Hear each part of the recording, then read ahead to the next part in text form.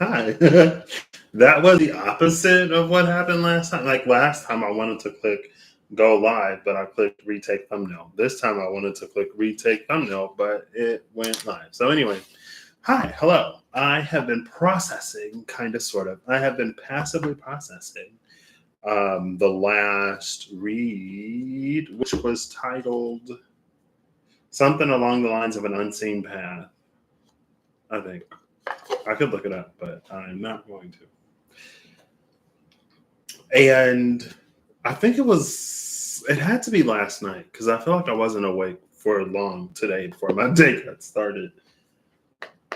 So I think it was last night, and I was thinking about it, and then I thought maybe no, maybe it was within the past 24 hours. I was thinking, and I was thinking like maybe it's something about like a coherence versus a dissonance, um, or the roles that degrees of coherence or degrees of dissonance plays.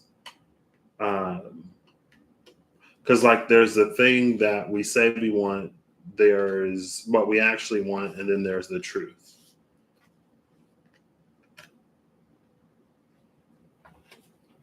And so I was like, well, maybe it's a coherence thing. And then I was thinking, oh, there's the poet again. Then I was thinking, the seed, agape. Oh, poet sowing seeds of unconditional love. I love that.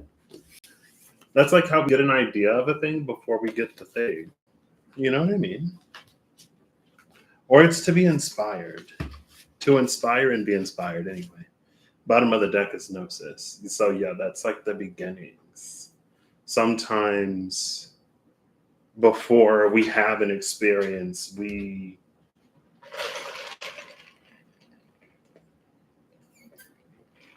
it's like getting lost in a story, being inspired, and then wanting to go see something.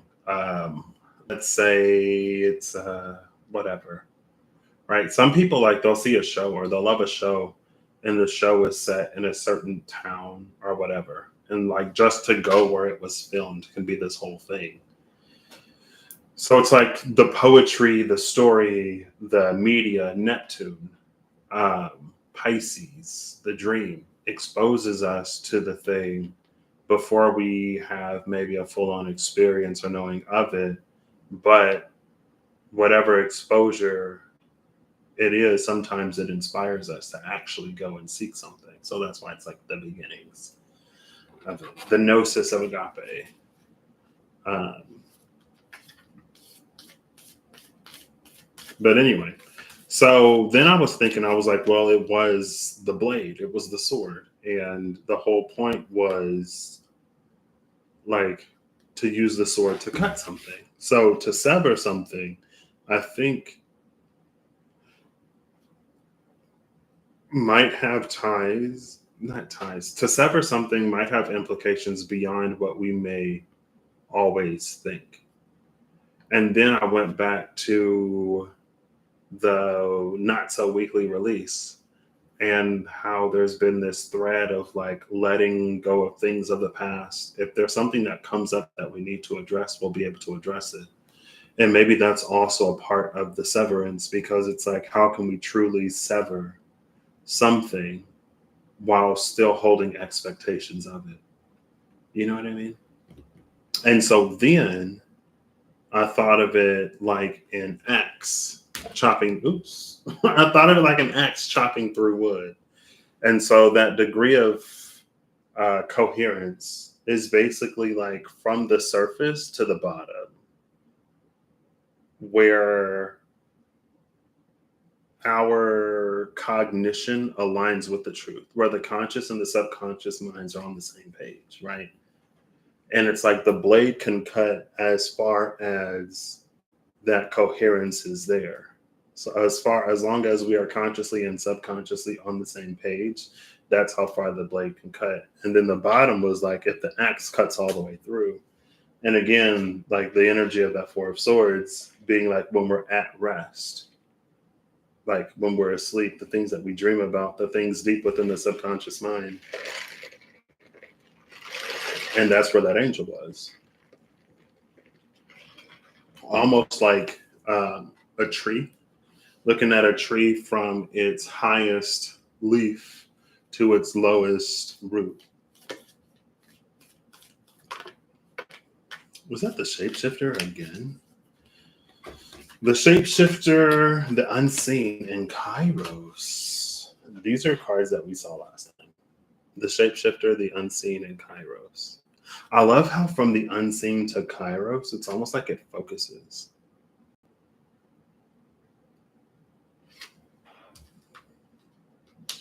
Cool. Bottom of the deck is the desert. Cool. So what I'm going to do today is I'm going to use a wild unknown to get a thing. I'm like, I don't know, we'll see if I can stay on task. The goal, what I think is going to happen today, or what I'm hoping will happen is whatever needs to happen. Going into this, my initial intention is to draw an archetype and have also the elemental oracle cards. I don't know why. We'll see if it helps. And then maybe I'll grab another deck depending on what it is. I'll try to think if I have something that fits. So I want to grab an archetype, preferably an archetype of a thing, like the blade, and I'll take it in the dwarven, whatever magic aspect, in terms of like what this thing does and what it's able to do. How we can apply, or how we can think of or approach the function of a thing to a formless or not necessarily contiguous concept. Meaning like in a way that we wouldn't usually think of it. Like the blade is used to cut things, right? It's like cutting the tension, or, breaking a cycle, cutting a cycle. And again, like chopping wood, that's why there needs to be, or that's why it's easier. It's like going with the grain of the wood versus going against the grain. No, that's like more like tearing paper. It's easier to tear paper with the grain than it is to tear against the grain. And it tears a lot straighter when it's with the grain too. So basically with the grain is like where the subconscious and conscious align, and against the grain is where there's like a difference between what we consciously think and what we subconsciously believe, right? And it's easier again to make those cuts when they're all. But again, that's why I'm like, again, I've been processing over days while I'm not playing the game or whatever. I think that's kind of sort of what it was getting at. And again, like that's why it can be beneficial to leave the past in the past, especially if the conscious and subconscious are aligning towards the future, right? Like it's like going from baseball to basketball. The rules are different. So why would you approach basketball? Like, let's say that you're like, I'm done with baseball. I don't want to play baseball. I never want to see another baseball. It's like, okay, so let's go to another sport. Let's play basketball. Why would you approach basketball with the rules of baseball? You're not gonna, I mean, I would say that success may be difficult, but if you can baseball a basketball into the hoop, then maybe you'll be all right. You know what I mean? I don't know the rules of basketball in terms of like if you can just like snap the ball into the hoop. But it's just that like, why would you approach the rules of one thing, or why would you approach one thing with the rules, logic? And I guess logic and reasoning has been a thing too, if it's like not applicable. So that's why it's like, leave it at home. You don't, oh, look, the Bardo. The in-between, ooh, the Bar Thanatos. What a perfect combination. Anyway, so I'll get a thing, and then we'll see. Let's just get a thing first. It's been 10 minutes. The 10-minute recap. But yeah, I think, at least in my mind, the metaphor works a lot better with like chopping wood from the blade last time. And that's why it's like to reverse a dynamic is not the same as necessarily ending the dynamic or severing or cutting that dynamic. It just changes the players, but the game is still the same. That's why it may be like limited benefits when it comes to like using the blade in that way. Like the blade should be used to cut, to sever, to break something, not just to like turn it upside down. If you want to turn something upside down, another tool may be more useful or beneficial, because that's not what blades do. So I would love it if an archetype of thing came out. Not that there are necessarily too many things. I'm just like kind of working with what I got on me. If an archetype of place comes out, I think it can also be useful. Because like, let's say that the place is like a church. And a church is a place where you go to connect to the divine. And the divine is this like loving force with a greater sight. And let's say that the church being a place of connection could the archetype, I guess, of the church as being a place of connection, like you could tap into that, a place of connection to apply it somewhere.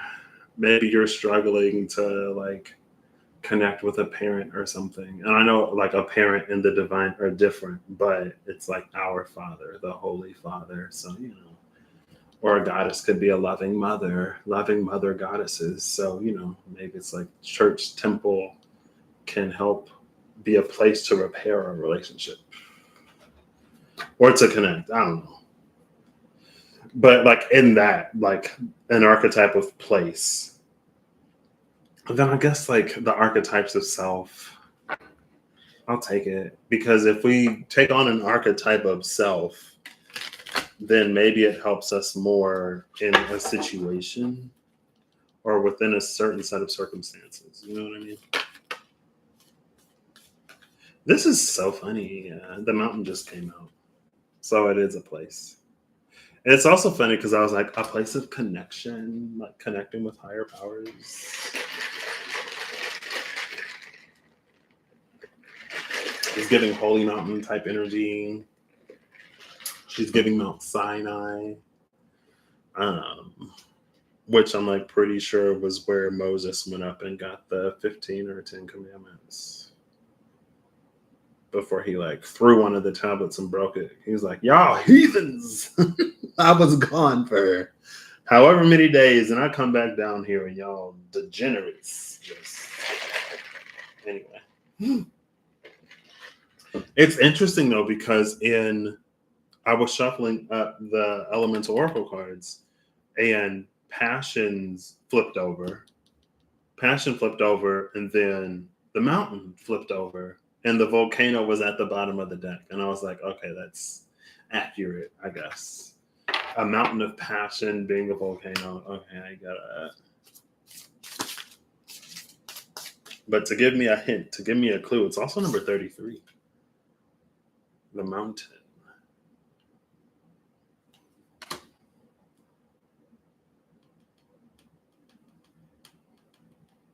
There's almost something about like being in the heavens on earth.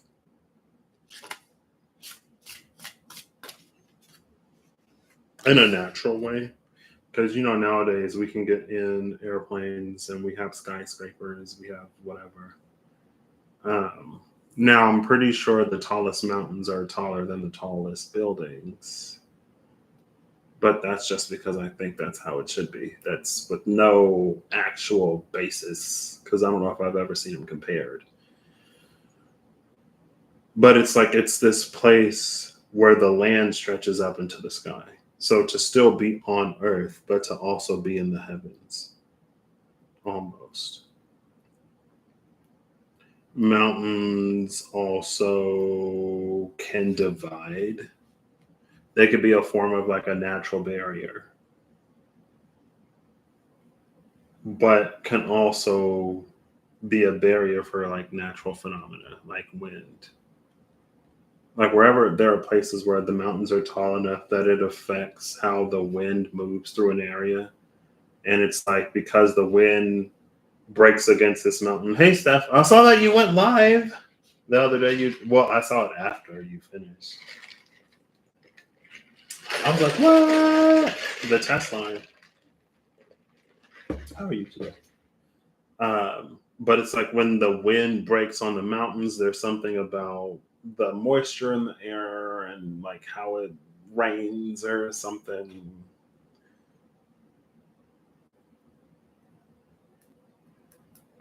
The card that came out is South Adventure. I think that says adventure. I don't have my glasses. I got these. These are a little filthy, a little dirty.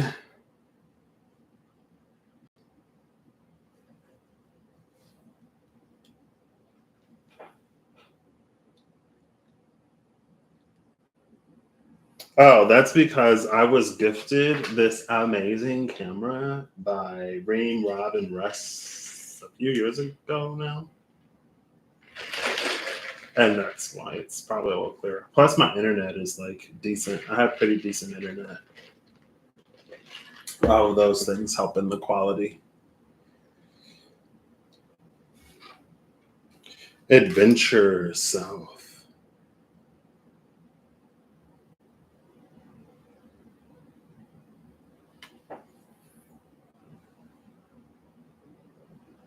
So this is almost playing up on this.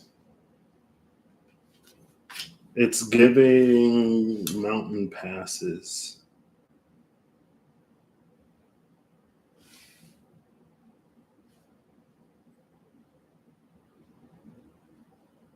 Interesting. So it's almost playing on the nature of the mountain. On finding it's because like mountains are the slope changes depending on where you are on the mountain. So like let's say that there are less steep paths up the mountain. The quickest way in my brain, the quickest way to the top of the mountain is usually the steepest. But again, it's giving more mountain passes. It's like the mountains that separate two different areas. I feel like with where my brain was before, uh, it was like focus on one side of the mountain. And it's how like the breaking wind and the collecting clouds, heavy clouds, sort of like on this face of the mountain, how it affects the climate there. But this is like the other side.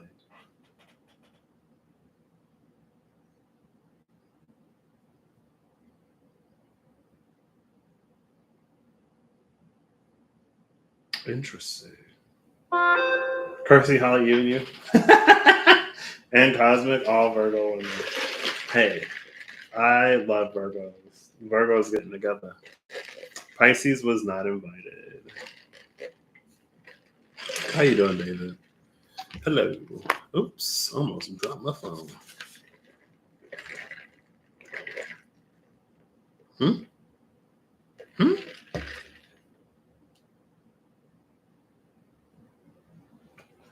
Aw, that's cute. This is not what I was expecting.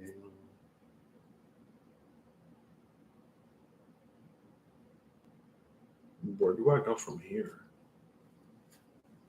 I feel like I need two. I feel like 3 decks would be good. But I feel like I need at least two. I could do like the before, after, and in between. That's too much. I wouldn't expect this with the mountain. It's very like I don't know. I know very, very, very, very, very little, and I'm not necessarily interested in being educated. I'm not necessarily interested in knowing more. I don't need a full discourse, but it's almost giving like flat Earth and how, like on flat Earth, there's supposed to be the ring of like glaciers or the ice wall is like on the outside, and if you break through, then it's like this. What lies on the other side? I don't know. This goes like through the mountain, though. This is more so going through the mountain than going up the mountain. And that's why it's giving mountain passes. Like outside of the mountain, there are more and less steep ways to ascend the mountain, but these mountain passes go through the mountain. And on the other side is like this completely different place because maybe the winds blow like east to west here, or they blow west. When the winds blow in one direction. So there's one side of the mountain that may be very like lush and green because all of the precipitation from the moving winds collects and rains and pours down the mountain. But the other side of the mountains can be like bone dry. It's almost giving the mountains of pain. Excuse me. I mean, it's been a minute since Earthsea, but so I don't like fully remember everything, but it's almost giving like the mountains of pain. I've been well, I can't complain. It's been about a year since you got a new deck. It needs, well, no, because my last deck was the Fable Makers animated, and I love that one. So I don't get them like I used to. I will say that.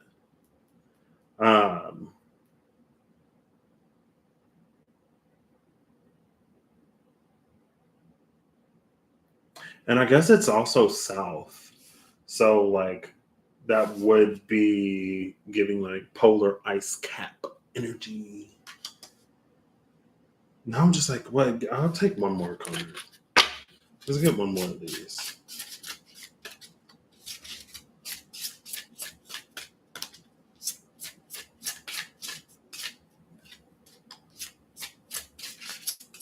I did see like a thumbnail of a video that was like, it was somebody who may have been like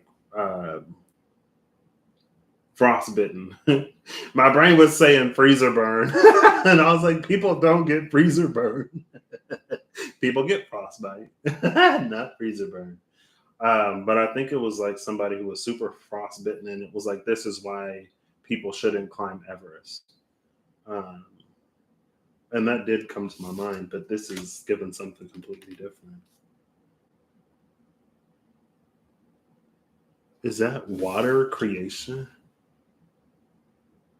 Yeah, creation water.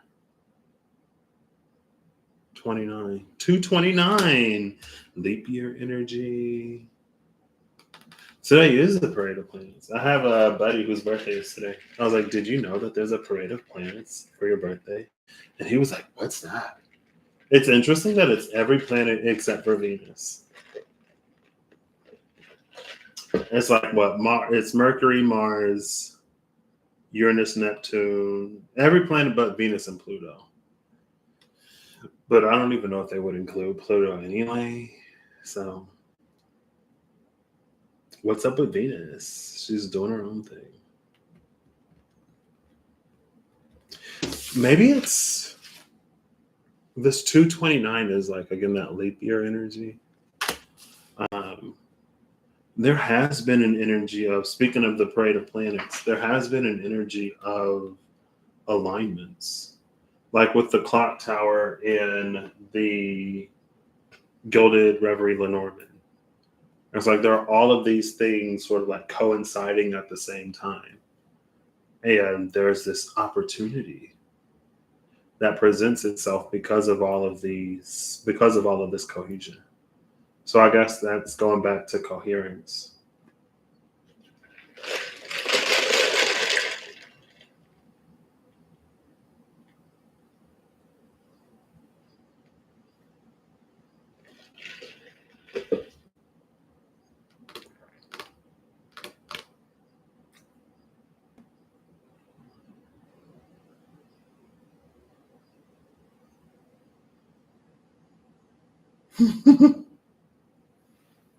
This is interesting.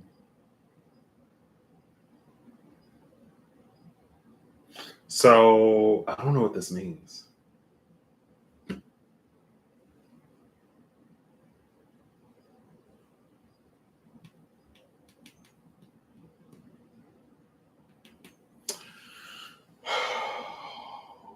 Gosh. Every time, more often than not, I feel like I come live, I regret it. Because then I'm like, thank you, it is. It would be maybe a little longer if I had it twisted all the way down, but it's fine. I didn't notice that. And then, like, these in the back, the ones towards the bottom are like, of course, because they start lower, they hang lower. But yeah, thanks. It's been 1 week since you looked at me.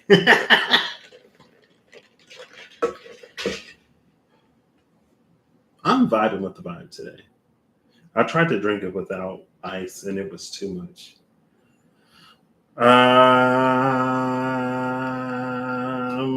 Remember how it was like the mountain with the mountain? It's like we get closer to the divine. It's like where the earth meets the sky, but we're still on earth.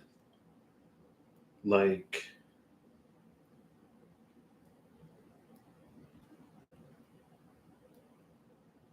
my brain, my brain operates in metaphor, right?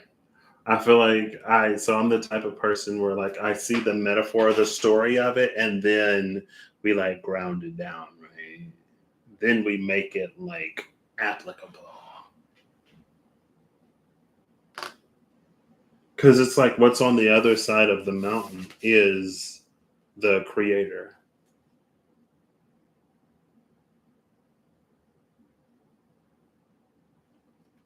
Or it's the land of the creator or the land of the creators.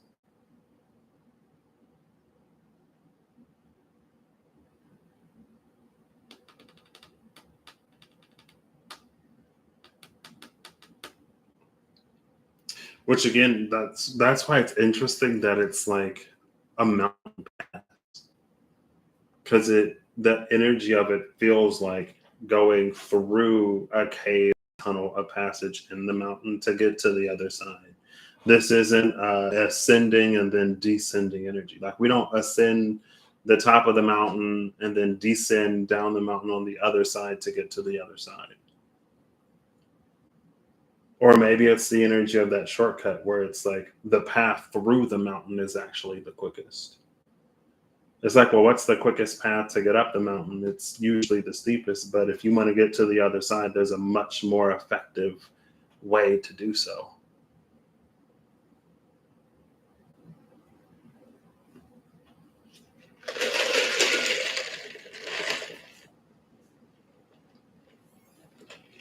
I think this is like heavy shortcut energy.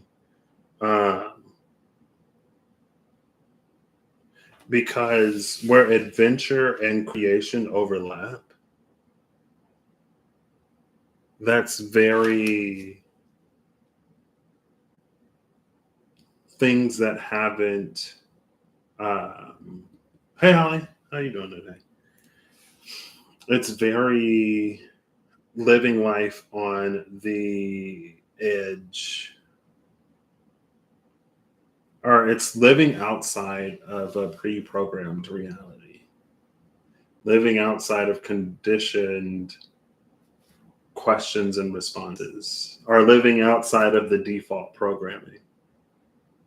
So this would be very close to, also very similar to the clearing opening in the forest, similar to the maturing pear tree.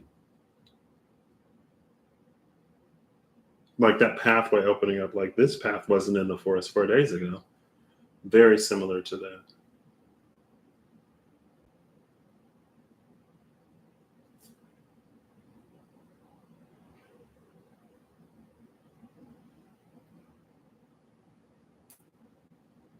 This is not, well, we'll see. What's all like? I wish I had a real life everyday tarot deck. like job, or I guess an everyday oracle deck. I have the tea leaf fortune cards. I don't know if they would necessarily help. So I want to, like, for example, so I guess this could also be, if we abstract this, it could be like the mountain is a place that we go to whenever we are seeking a change. But we go to the mountain, we go to this mountain whenever we want to go through the mountain. This isn't the mountain that we go to when we necessarily like want to overcome something, because overcoming something feels like it carries more of an energy of ascendance, like climbing the mountain. This isn't a mountain to be climbed. There is no top of this mountain. If our goal or if our aim is to climb this mountain, we could literally climb that mountain for an infinity and still have a multitude of infinities of climbing left to go. There is no top of that mountain. That mountain stretches infinitely skyward.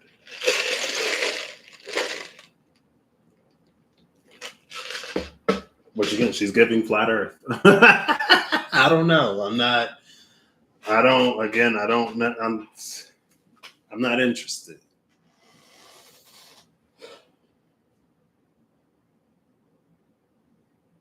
But it would stretch infinitely skyward. This is a mountain that we go through.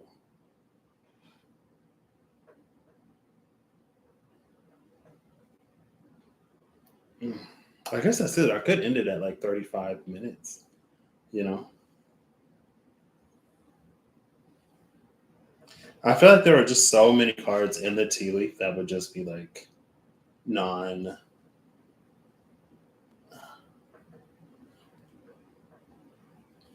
I feel like I could get confused in the tea leaf easily. Or the tea leaf, it may take. It's possible that like the right cards will just like come out and it's not like. But that's my thing with the tea leaf. I feel like a lot of the associations that I have with things and what's like written on the tea leaf are like different.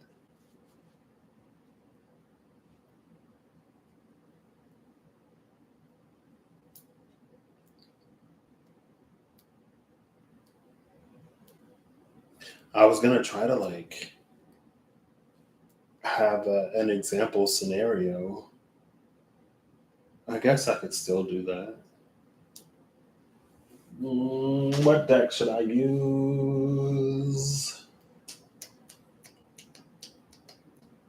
I could use the Quantum Tarot because I don't understand that.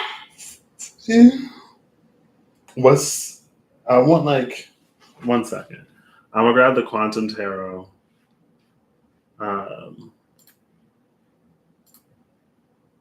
And then I want a deck that's like super almost mundane. Are pips too mundane? No. A pip would be perfect.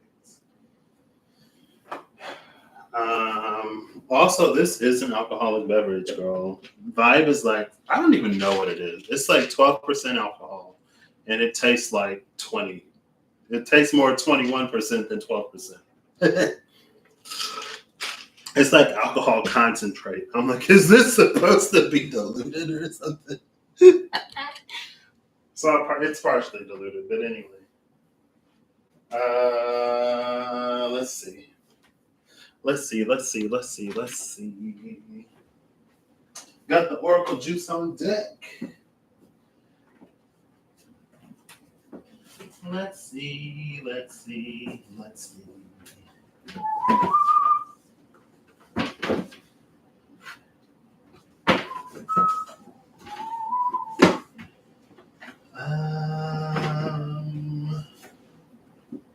And here's the Quantum Tarot. Oh my gosh. Where's my one tarot deck? The one I got in the UK. Excuse me. Is it this one? It's this one. I guess I'll use this one.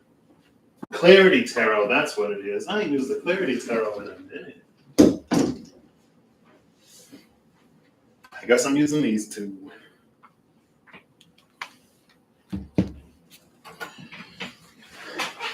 See, but I also feel like I was thinking vice versa, honestly.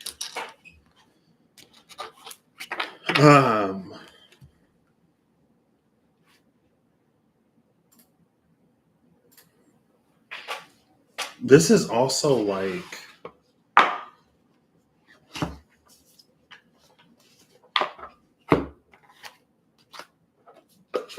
what is that? 7 of Cups. Sabine.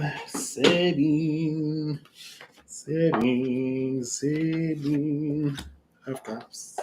7. Ooh.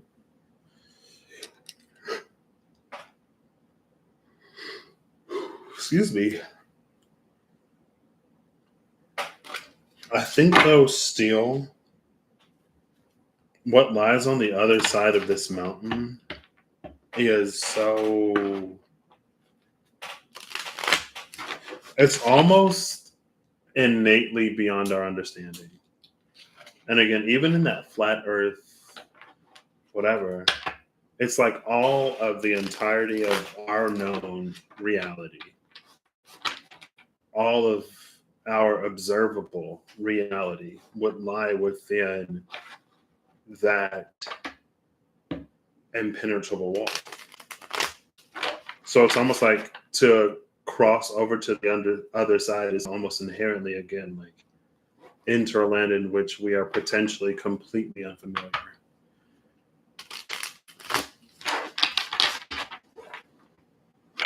But maybe that's why the poet revealed itself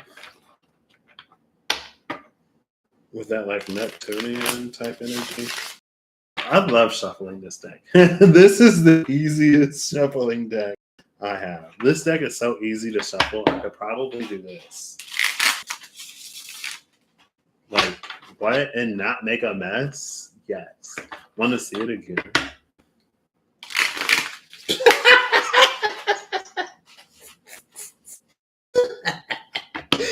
Woo, got too cocky, got too confident. Oh, wait. Okay, let's try that. No. It's fine. It's fine. That's why I do my best to remain humble-ish. Because as soon as I get a little confidence. But 2 cards, 3 cards, 4 cards did come out in reverse. I was thinking of the Ace of Pentacles earlier. Because I was thinking I could use the Ace of Swords, Ace of Cups, Ace of Wands, and Ace of Pentacles as like the tools instead of using archetypes. But I was like, what would the Ace of Pentacles be? Like the Ace of Cups, the Ace of Wands, it would be easy to like a wand if we want to like illuminate something because it's like a torch. A cup, same difference. But the Pentacle, the Hierophant, the 6 of Wands, the Ace of Pentacles, and the Tower all came out in reverse. They fell out when I was attempting to shuffle. So I do. Oof, it makes me feel confident. That's why. It makes me feel confident in my shuffling abilities. Hashtag shuffle like rain.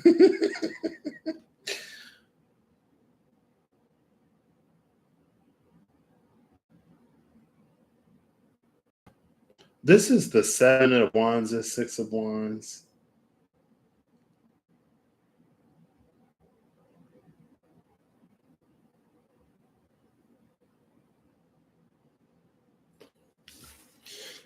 I'll show you the cards in reverse. I was going to show them upright, but Hierophant in reverse. This is such an interesting Hierophant. Hierophant in reverse, 6 of Wands in reverse.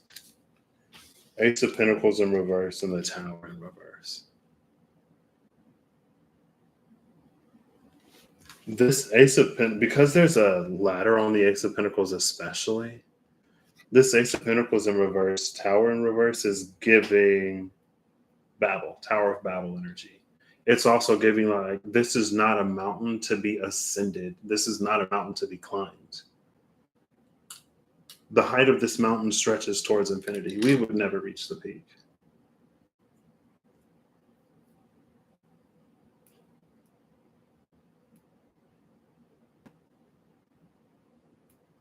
And trying to climb it invites disaster.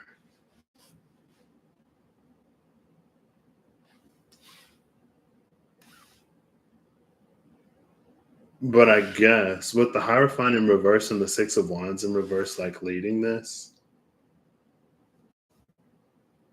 you can also, I guess you could see it in a few ways. From a mountain, you can get a certain vantage point on the geography before you. Like you can see an entire city from a mountain. You ain't even got to be at the top of the mountain necessarily. You just got to get high enough. If you get high up on the mountain, it offers a great viewpoint and vantage point. That part is like absolute, or that part is just like true, right? The higher you go, the more we're typically able to see, the greater our depth of field of vision.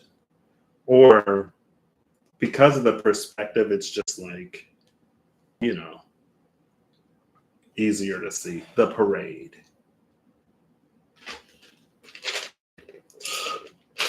of planets. But where that almost warps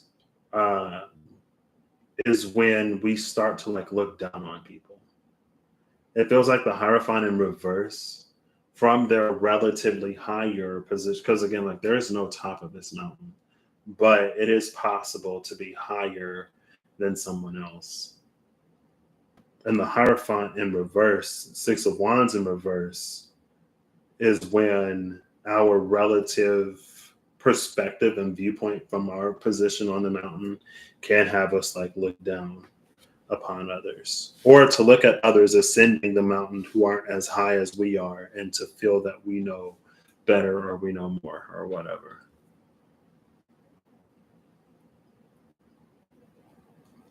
This is a path, like these passageways through the mountain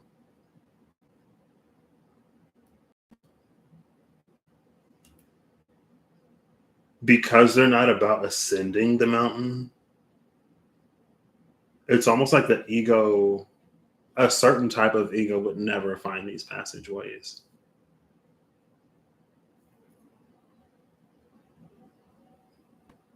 Because these passageways don't necessarily take you any higher.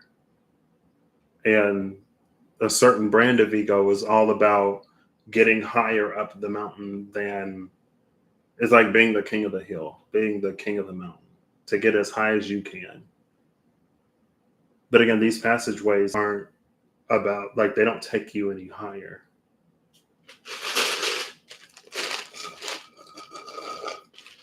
So that's why, like, egoically, energetically, it feels like these would be like nearly impossible to find if we are so concerned with scaling the mountain.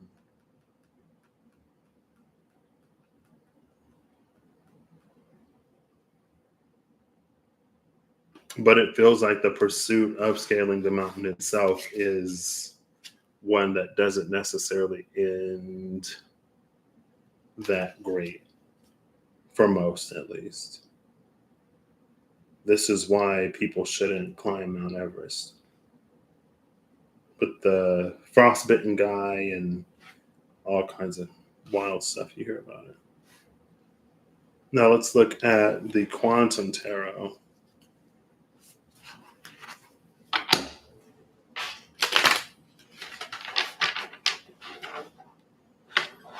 And it's interesting. There's almost an implication here that climbing the mountain doesn't actually get us any closer to the divine. It may get us closer to God, but it doesn't get us closer to the divine. And by that, I mean, whatever the name of the God that is written, it may get us closer to the God written in the book, but it doesn't necessarily get us closer to God, like actual God, actual divine, actual source. It's not a 5-step program and then you live by these 12 rules and all of a sudden you and God are like that.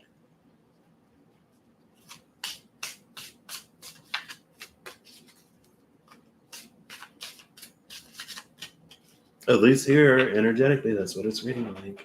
But the mountain passage, like it takes you through the mountain. And as you go through the mountain, on the other side is where the divine lives.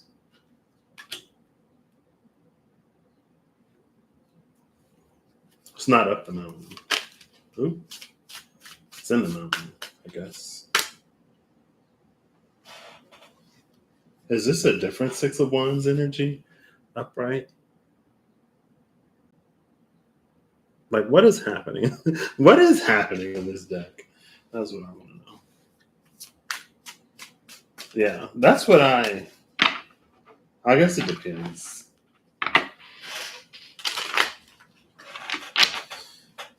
Let's get at least one more for the other side of this mountain.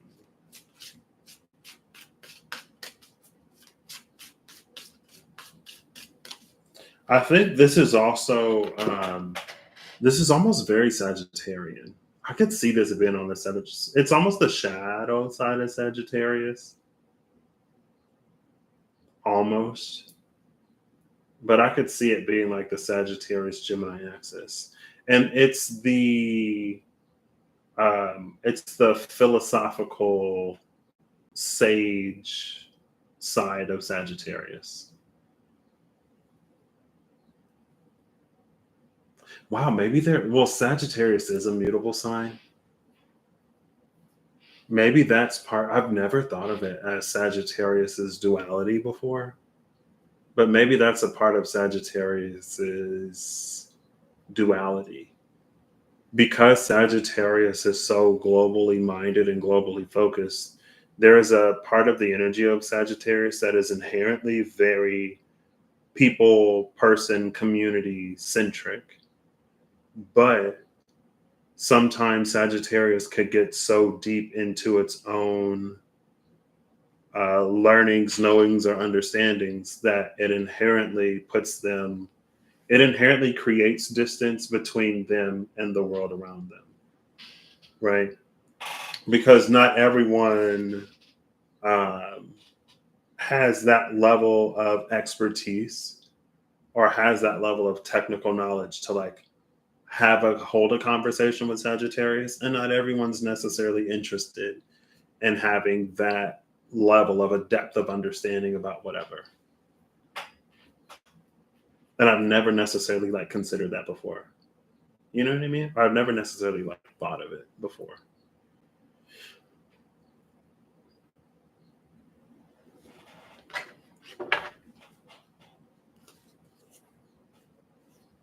So yeah, this is like getting to the heart of the mountain. Oh, that's adorable.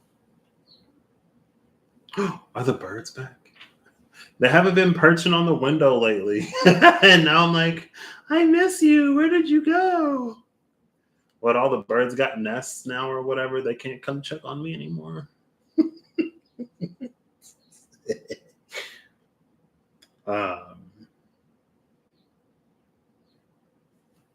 Was it one more? Yeah, it's all about getting to like the heart of this. It's not about getting to the top or the bottom. There's too many. It was like 2 cards, but one of them was the star. Let's get one more. Just one. Just one. I think some cards flipped over, but it was more than one. Yep, that's 2 cards. Oh, nope, they hit the table. It's more than one. 2 cards, just 1 card. I'm being stubborn today. You must comply. Anything that flips over or turns over and multiples, there's another 2. 2 by 2 by 2 by 2. There we go. Oh, goodness. I don't know. I think Eve has used this deck. I love when Eve uses this deck because she makes it make sense. And I'm just like, oh, what? What is this?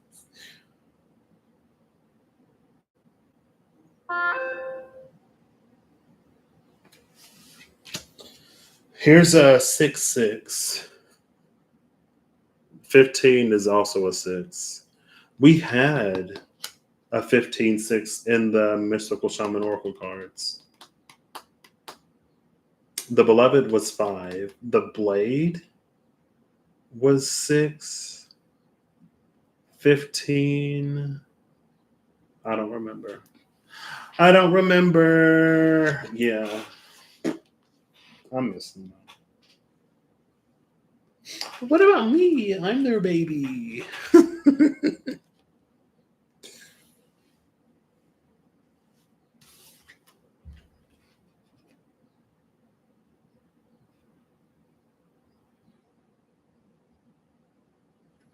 Bottom of the deck is 16.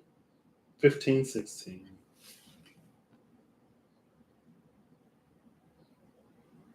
Sixteen is the tower again.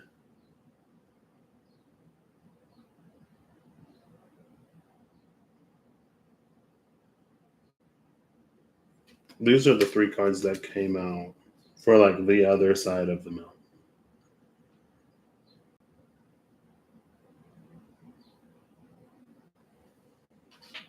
There's like a crack here.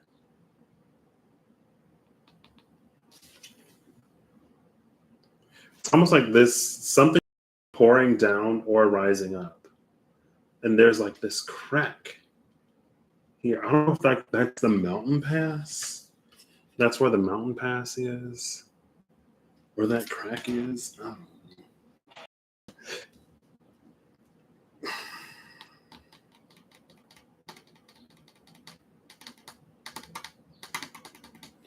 3, 6, 7, raise 2, 4, 5 of these.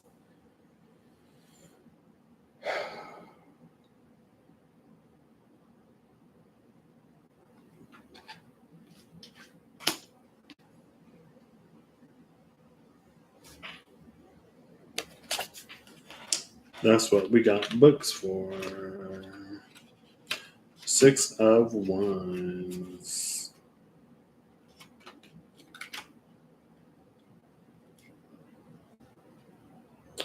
I see Pentacles. I see Cups. There we go. Wands. This is the Star. The 6 of Wands represents individual success. Okay. Or individual success, a deserved victory that has been worked for. Are you wetting? Are you making the most of your moment to shine? Are you making the most of your moment to shine?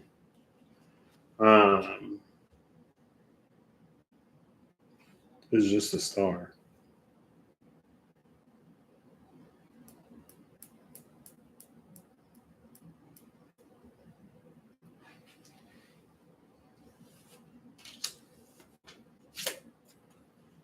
Let's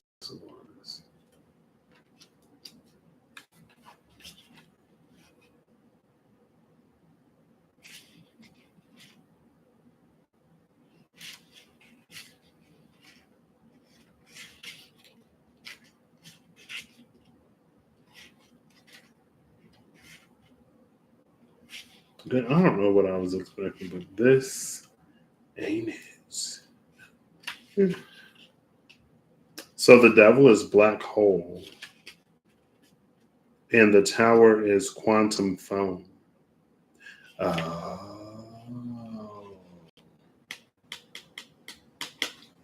Okay. It was good to see you too. Enjoy the rest of your evening. And call with your granddaughter. I forgot you're an hour ahead. I don't even know if this is on Eastern time or Central time. I don't know what time this thing is on. I had like 3 different times in my place before my mom was like, "I'm gonna fix this. You didn't change the clock." I was like, "I know that was on purpose." She's lying.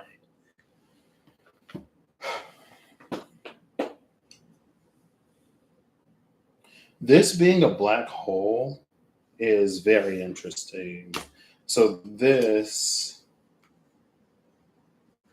I don't know what this means though.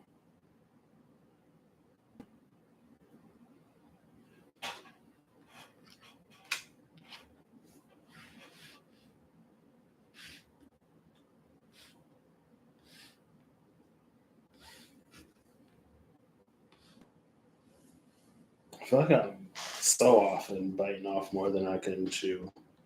So I gotta chew it and digest it for 3 hours before I can find the sense. But it's interesting to me that the devil is a black hole in this deck. So I guess that would be because like the path in the mountain, and it's like, well, what's on the other side of a black hole? We don't know. What's outside the ice ring? Who knows?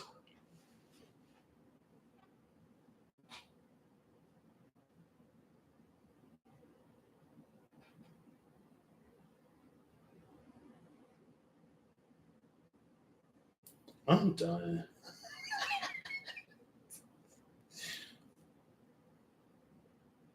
I feel like we gotta really want to see the truth of something when it comes to the mountain. Um, the mountain is almost giving the tower and like a Lenormand tower and like an establishment and the energy of an establishment is something that's put in place to benefit those under its care. Now, we can abuse an establishment or we can create establishments that do the opposite. But an establishment, a good establishment, benefits those under its care. So it's like the laws of physics and nature, any spiritual or any spiritual like law or principle would be the establishment. It's like the backbone, the foundation of what this world is built upon. And it stretches towards infinity because that's what the world is built upon. There is nothing inside of this world, or there's nothing inside of creation that exists beyond the establishment of creation, because everything is built upon those key pillars and principles and applications of those pillars and principles, as well as like a combination of principles and laws. So the again, like the system is not capable of producing anything other. There's nothing new under the sun. But on the other side of the sun,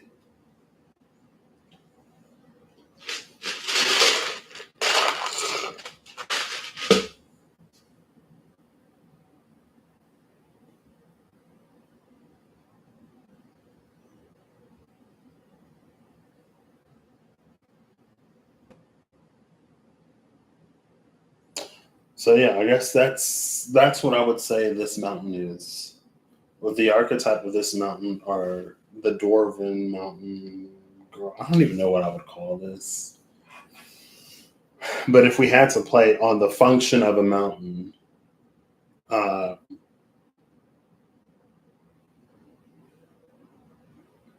or it's like again, it's more so the mountain pass, more so the mountain pass than the mountain itself. The function of a mountain pass is to get to the other side of the mountain without having to ascend and then descend.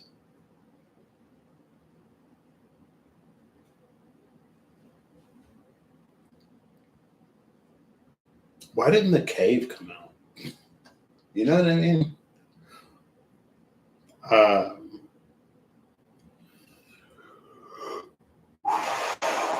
excuse me, but it's also to get to the heart of something. There is no way to pass through the mountain without getting to the heart of it. You can ascend and descend the mountain and go nowhere near the heart of that mountain.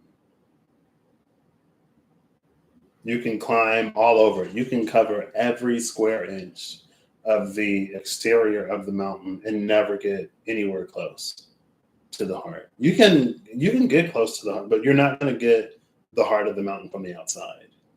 Just like you're not going to find the heart of most creatures from the outside. The heart is within. And so I wouldn't necessarily invoke the mountain if we don't really want to know the truth. I would not this mountain. I wouldn't invoke the mountain passage if we don't want to know the truth. To understand, whatever, not the mountain passageway. Because I think a lot of times that we attempt to understand and understand something, it's more often than not, it just feels like it comes from a place of some kind of confirmation or seeking some kind of confirmation,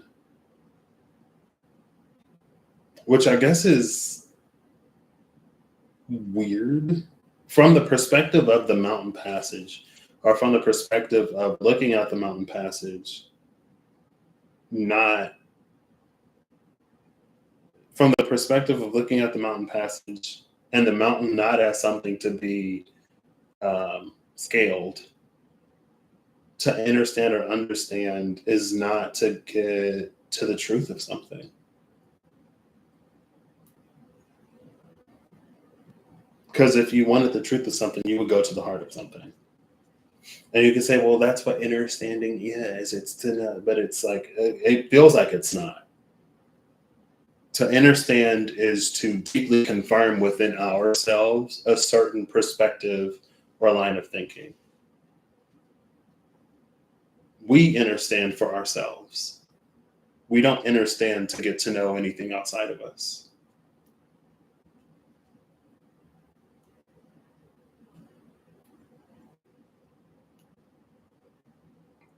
It's like we find the truth of what something means to us when we understand and understand, but we don't find the truth of the thing. Because it's like whatever's on the other side of this mountain, its truth is its own. It has nothing to do with us. Its truth is irrelevant to, or our existence is irrelevant to its truth. Our interactions with it, our understanding of it is irrelevant to its truth.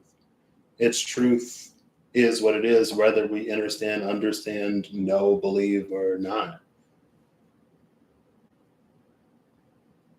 Understanding and understanding is for the individual. Understanding and understanding is to climb the mountain.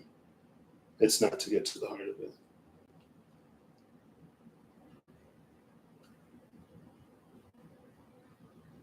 And honestly, it's like, because it's giving black hole type energy, it's almost like what is on the other side of the mountain or at the heart of the mountain is not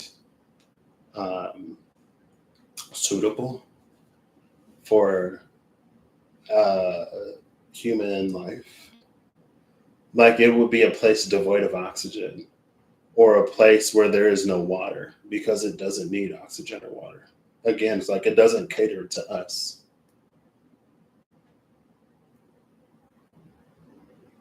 It's like when SpongeBob went to go visit Sandy, and SpongeBob was like, "There's no water in your bubble. Like, you don't have water in your home. Oh my gosh!" And sunk up some.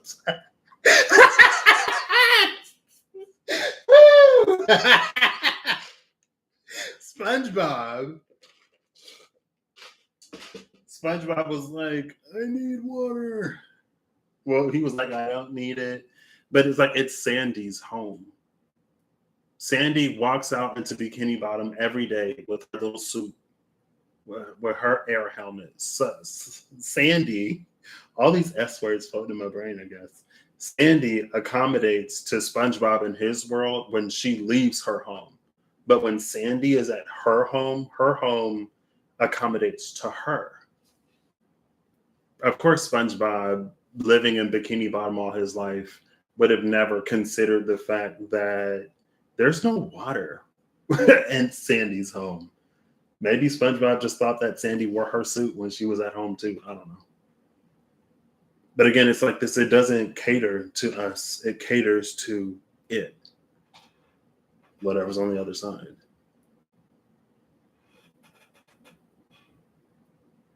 And I think too, because of that, it doesn't make itself,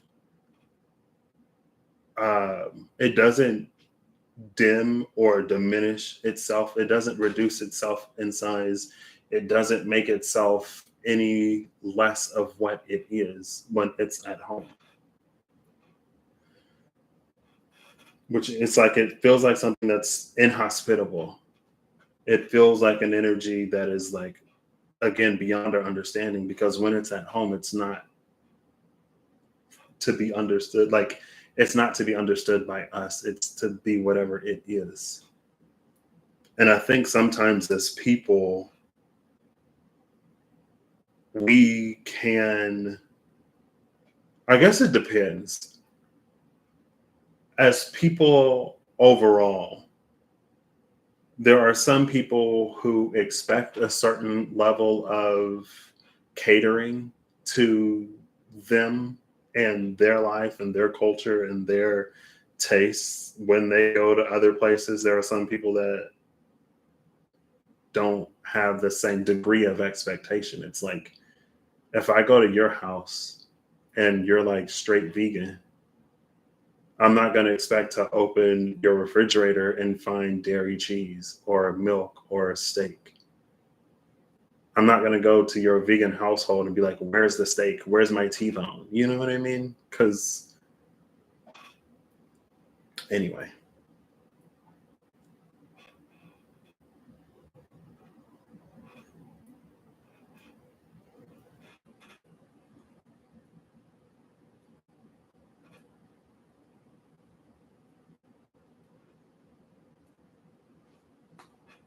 That's the mountain, I guess. Let's get final cards. These are so... I don't know what I expect. Not this. The bottom of the deck is the Empress. Upright, by the way. I didn't expect this. I don't know.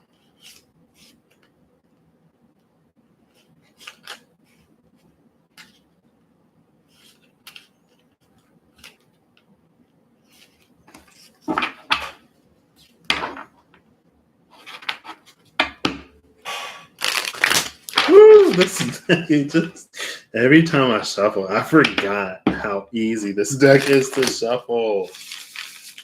Oh my gosh, I love it. I love it. The cards are so pliable, but what's that? Empress and the Six of Pentacles. The cards are so pliable, but also like straight, you know? They bend and you can tell that they won't break. It's so nice. Ace of Wands. Ace of Wands and the Hermit. At the cut. Interesting. Ooh. All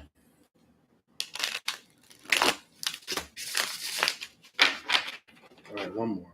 Well, I'll get all these shuffled up first. Yeah, the Mountain Passage is not for the faint of heart. Again, because it doesn't cater to us. We can't go into the Mountain Passage and expect to make it out alive. And it's not because it's so dangerous or whatever. It's because it's not inherently hospitable to the form of life that we are. And I think we make a lot of assumptions of life and what's necessary for life because of how we experience it and recognize it. But sandy cheeks don't need water. to breathe. She breathes air. You know, she ain't got no gills or no special anatomical features that allows her to pull oxygen from the water. So just like, be mindful of that. Know that. Be aware of that. And to attempt to contact or find the beings, it's like it also gets me like to attempt to contact one of the creators, one of the beings on the other side of this mountain. It's also like, don't expect the same degree of morality, or not even degree, don't expect the same definitions of morality, because it may not be. That's why it's so important for folks to know who and what they're working with. I know a little bit about some things, and I don't know nothing about a whole bunch of stuff. And I'm not going to be the first person messing with somebody I don't know nothing about. You know what I mean? I'm not going to be like, oh my gosh, how could you do this? Like, why would you do different? People are different. Imagine. Mm-hmm. But anyway.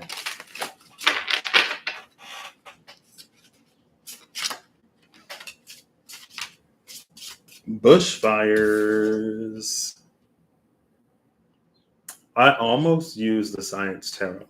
The Wildfire card in the Science Tarot comes out almost every time I use it. I thought of the Science Tarot because I use the Quantum Tarot.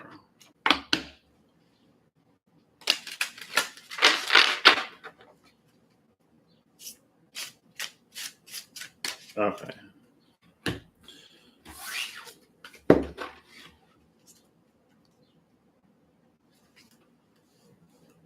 Oh, look. The creator was at the bottom of the deck. The mountain and the creator. Oh my gosh.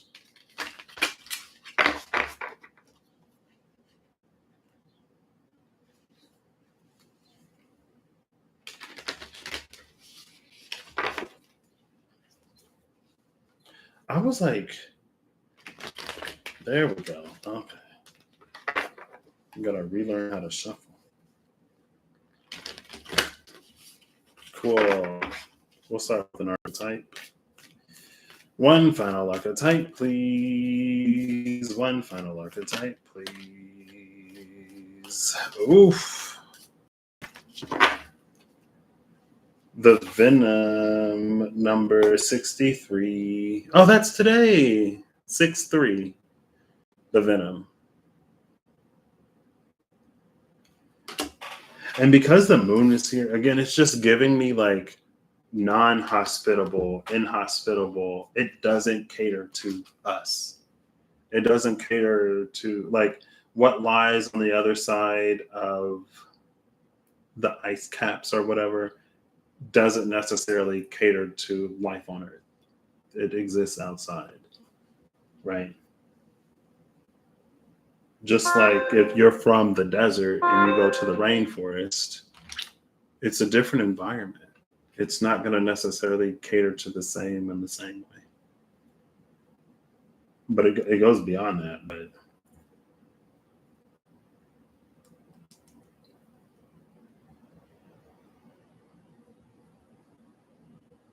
I think we as people are like adaptable though.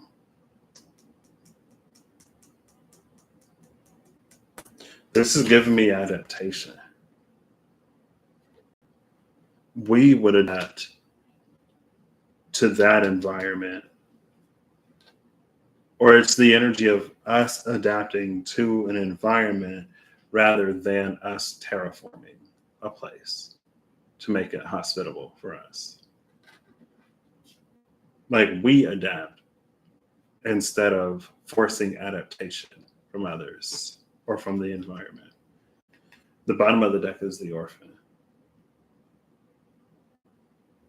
It's interesting that the Venom is here because of the snake, but also there's something about like the moon in Venom and like this, whatever this background is in the Orphan. Ooh, girl.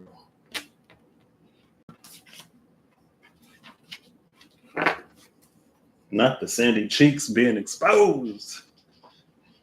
That was just a suit. Let me take you back to where I'm from. I did see, watch, read. Did I not? Was it a dream? It was something that was like, or maybe it was a reading. I don't know. Now I can't even remember. Like something about somebody, something from a different place. Oh, I think it was I think it was that reading where it was the owl bear shaman and the Wayfarer's Bible. Like there's somebody from a place that's like that they don't know. Like as a baby. No, I am watching a show. I'm watching a show where there is it's a reverse isekai.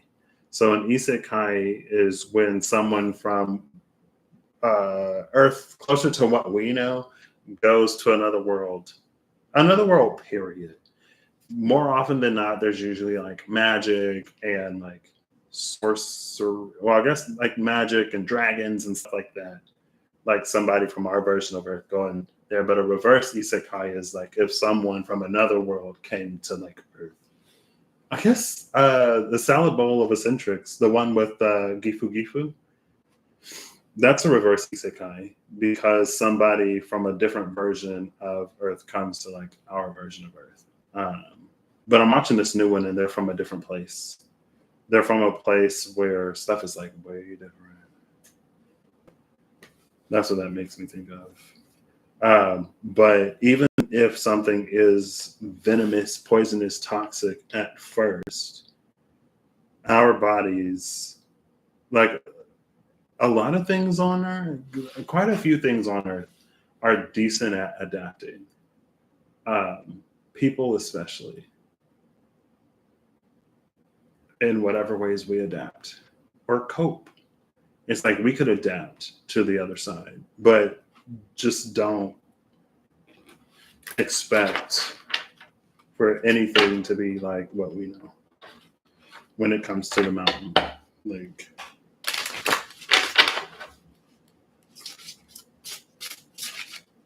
what? Why is this? I didn't turn that card over. Who was that? Now, bottom of the deck at South Adventure.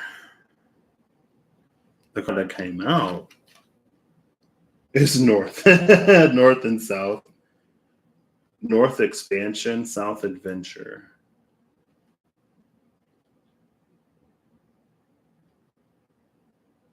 Interesting.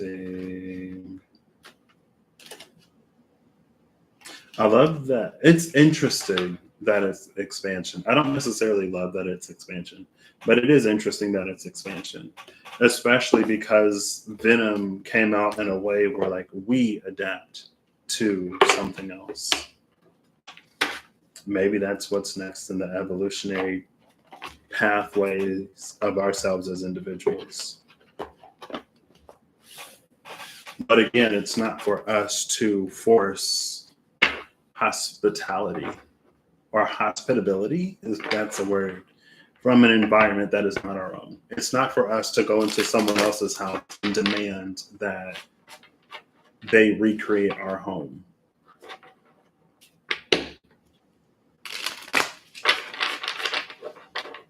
It's for us to adapt and I guess evolve and expand in the process.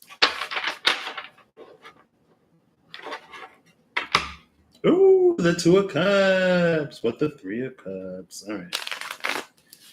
Final card from the Clarity Tarot, please. 2-card maximum. That was like 5. 2-card maximum. Yes, we're being strict today. What time is it? Ooh, 6:30.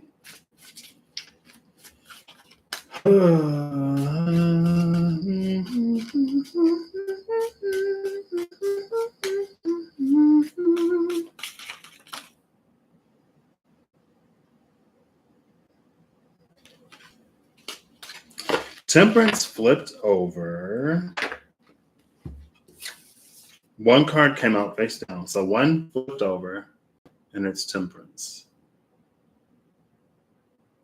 This is such an interesting Temperance card. Because she's almost giving a little bit more angel energy. But the difference between the star, I was like, it's almost giving star energy. But it's Temperance. It's almost like if the water would have poured out into the water or onto the land, this would be the star. But it's Temperance because there's a vessel that's catching the water. And it feels like that's significant.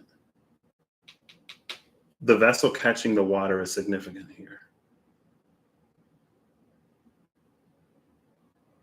Why her face look like that? The card that came out face down is the Five of Cups.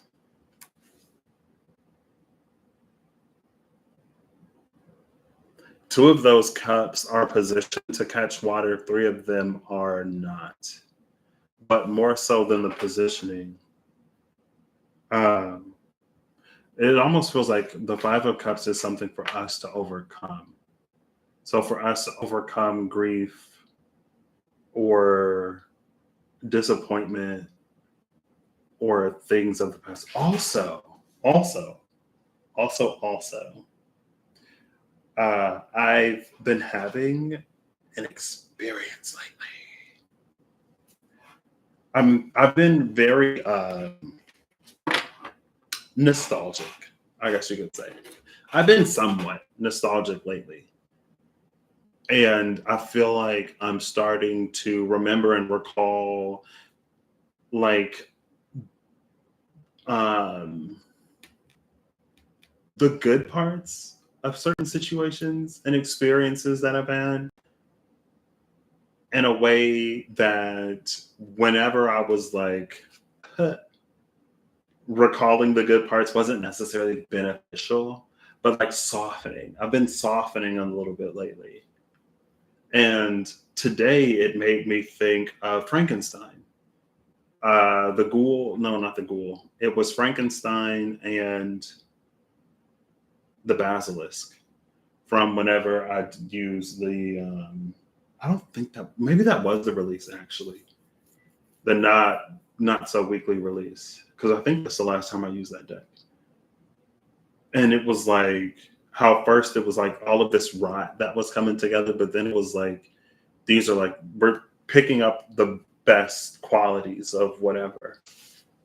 But then it was like moving on the other side of it. I forget what it was, but it was like, leave all of that behind. Like, you don't need any of it. Like, if you need it, it'll be there when you need it. Like, you can always unsheath your sword when you need it. You don't have to walk around carrying your sword. And it was more so from the internal perspective, from the internal vantage point and viewpoint of us playing to the strengths that we've discovered over the years of living life. But it's almost like now it's the perspective of, now that I've like been softening, every now and then I'll go through a softening period. I feel like it's not too often, but every now and then it happens.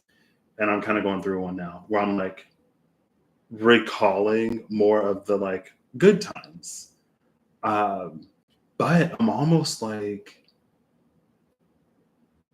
it's just like, I wonder if I'm going to be entering a phase of life where it's going to be a lot of the good things, like all in one place, or like over, like in my overall experience, like all of the good things without the non-congruent things that like caused or led to some kind of separation or whatever. I'm like, oh, I don't know. I just had that feeling today. I was like, maybe it could have been like that. I'm like, oh, okay, cool.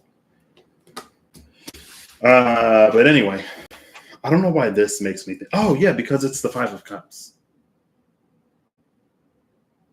Like maybe these are the good things and those, like these are the pros and those were the cons, and it got to the point where the cons outweighed the pros, and so this tear felt departure had to be made. But there's something about the perspective. There's something about, so there's us as a vessel to receive. This is us as a vessel to receive whatever the heavens is pouring. But then there's also these different areas and sectors of life that we water. So the water that we receive in our overall vessel, where that water goes.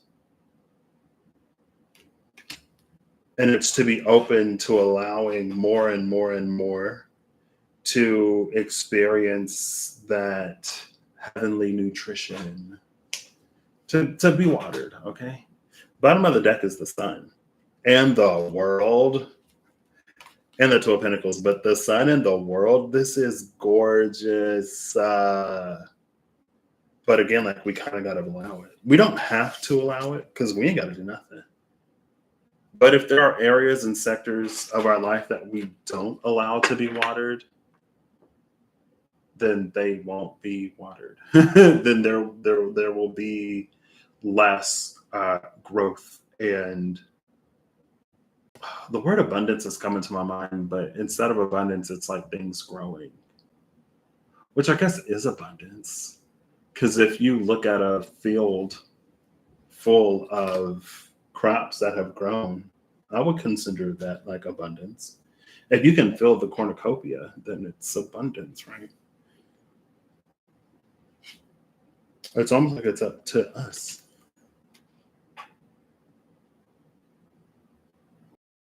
Cool.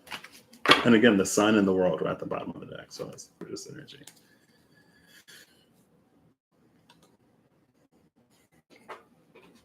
I ain't used the 30 tarot in a minute. I kind of honestly forgot that I have it. I want to use more decks than I haven't used in a while. I wasn't necessarily expecting this. I wonder if that's a part of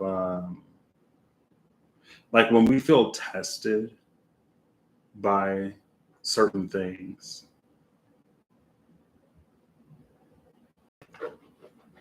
It's all about coherence between the conscious and subconscious. It's not all about it. It's largely about the coherence between the conscious and subconscious. And it feels like wherever there is dissonance, wherever there is dissonance between the conscious and subconscious, we try to overcompensate with the conscious, which could lead to a more extreme polarity, a further disparity in that polarity. Because we're padding it with more conscious garbage to like try to bridge that gap. But the more things we put in that gap, it's like the more that gap is widened. You can't put something in a gap expecting to reduce the gap, because that doesn't close the gap. You can like fill it, but it doesn't close it. Like those two endpoints are still that far. And depending on the material that you use, again, it can cause an imbalance in internal forces where just like it expands even more. So it makes what would have started as like this becomes like this, because of all of the stuff that we consciously put into it, trying to whatever, but that doesn't necessarily always,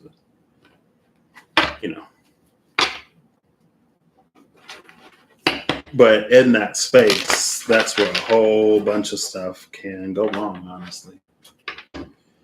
Or can go right. Again, we did see the poet. The poet is the illuminator. What is this? Why is this card face up? Hello? The rest of the cards are face down. When did you flip over?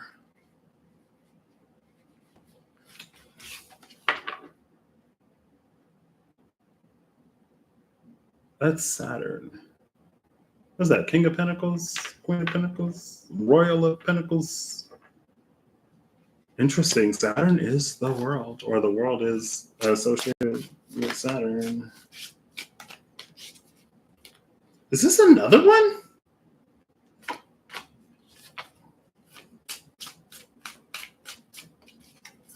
I didn't even see that card. All right. Final card from the Quantum Tarot. Got it. It's the Lovers. No. The Emperor. Right? Well, it's 4, so I'm assuming it's the Emperor.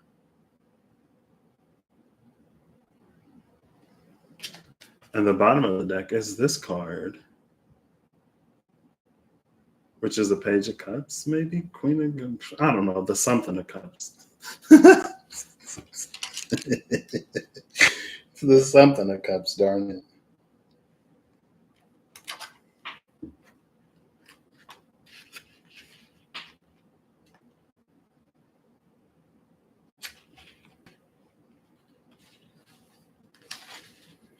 The Emperor is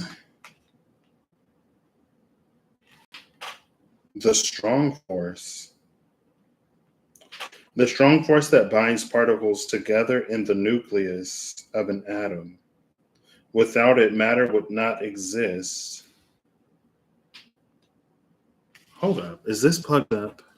Oof. Yes, it is. Cool. The strong force. Why didn't I do that a long time ago? It's so bright. This is a card. I'm not going to hold it up. I'll hold it up for as long as I can. The strong force. This binds particles together in the nucleus of an atom. Without it, matter would not exist, as the atoms would simply fly apart. There would be no planets, stars, or galaxies, no universe as we know it.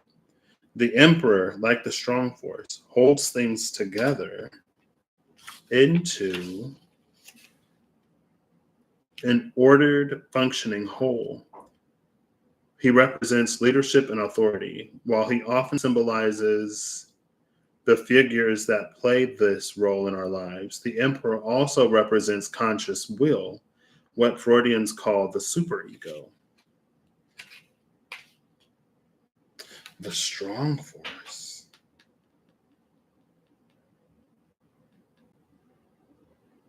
This is such an interesting concept.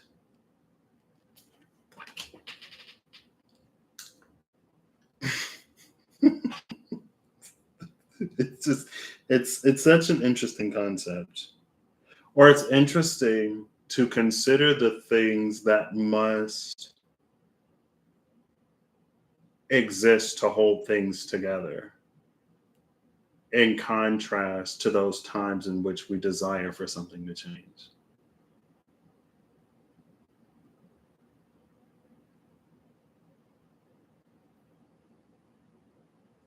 Without the strong force, the universe wouldn't exist as we know it.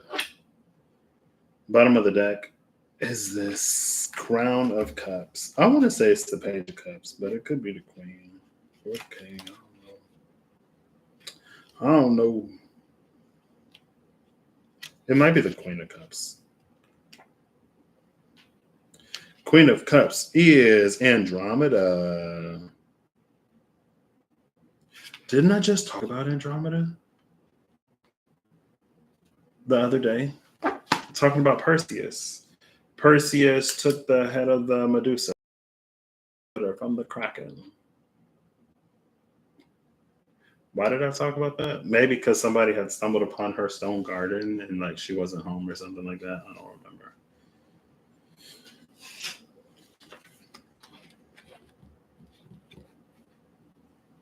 I don't know. Anyway, that's whatever this was. I hope you all have an amazing whenever you see this. I hope you're acting in alignment to make all that you wish to experience your reality. Maybe the mountain pass can also just symbolize, it can symbolize when we need to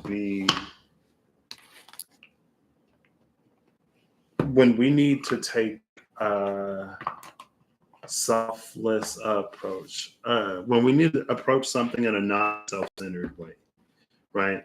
So any assumptions that we have based upon who we are, how we are, and how we operate, and what we know to be true for us, uh, to almost like leave those at the door or leave those at the exterior of the mountain whenever we go to venture within it, because things on the other side of the mountain are not the same. Not the same at all. It's like how they say in the Grand Canyon, there's like a portal or a cavern, a passageway to like Egypt or something like that. I don't know. Anyway, no problem.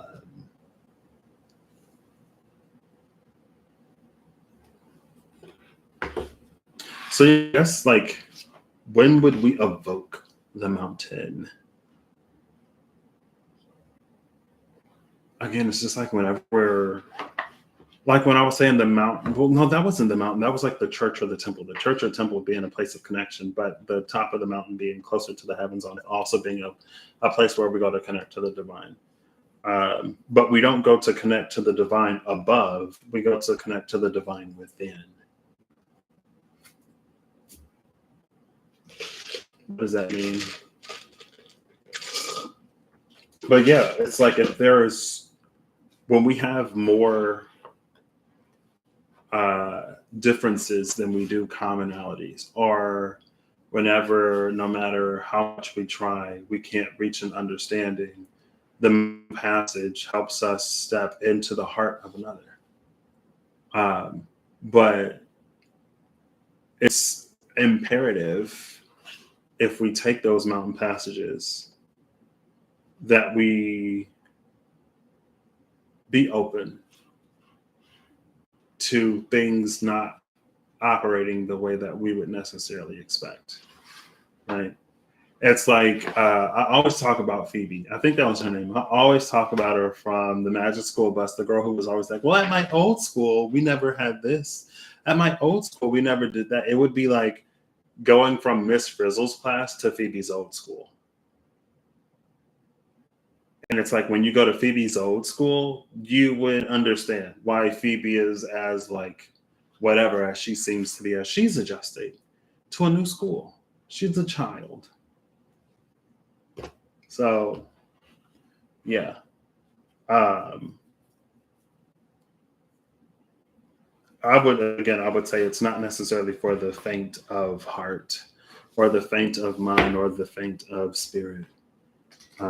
Because it has the potential to just be so different. And it's not that I feel like I emphasized it to make a point. It's not that things necessarily have to be in a way that we can't survive. It's not necessarily that there's going to be a lack of oxygen or whatever on the other side, but it's just so that we don't go into it expecting for there to be, because it may not be. And if it isn't, that's just the truth, the reality that we walk into, that we have to learn to accept. It's us adapting to the truth of another, not trying to play the game of commonalities and things we have in common to the point where we just dismiss or whatever. Because again, we'll be like SpongeBob and Patrick starving for water in Sandy's bubble, because for some reason we went into the home of the girl that wears an air bubble while she's in the water, expecting for there to also be water in her home. Now, SpongeBob is not a child. Patrick isn't a child either. So, they don't have the excuse of, well, they're children, so they don't know any better. They're very whatever. Their reason is they had never been into a bubble before. And that's still, whatever. But girl, just, I don't know. Sometimes just like there are things that we can consider to make it certain transitions a little easier. Like, I don't know if Sandy's going to have water or not when I get to her home. I see her wearing an air bubble. So I'm going to assume there's a lot of air where Sandy comes from. So I'm going to bring my water bubble just in case there's no air. So I don't make demands of Sandy when she's in her home. Hello? What a rude guest. But people just, people go all over the place and be rude, guys. It is what it is. It is what it is, and I'm gonna leave it at that. No problem. I hope y'all have an amazing whenever you see this. I hope you're acting in alignment to make all that you wish to experience your reality. I hope that whatever you need along your path or anywhere you find, and I hope that whatever you call upon, whatever tools you use, you consider what it means to use those tools. You know what I mean? Again, like if the blade is something that's meant to cut or sever, I hope you're prepared for a severance. You know? And if the mountain pass is a place to go to experience another world, I hope you're prepared to not have no water, not have no food, not be able to breathe. Because what sustains life in other places isn't necessarily what sustains life here on Earth. Just be prepared. You know, always be prepared. Fortune favors the prepared. What's the other one? Measure thrice, cut once. A stitch in time saves 9. I don't know if that's necessarily entirely relevant or related. But anyway, bye.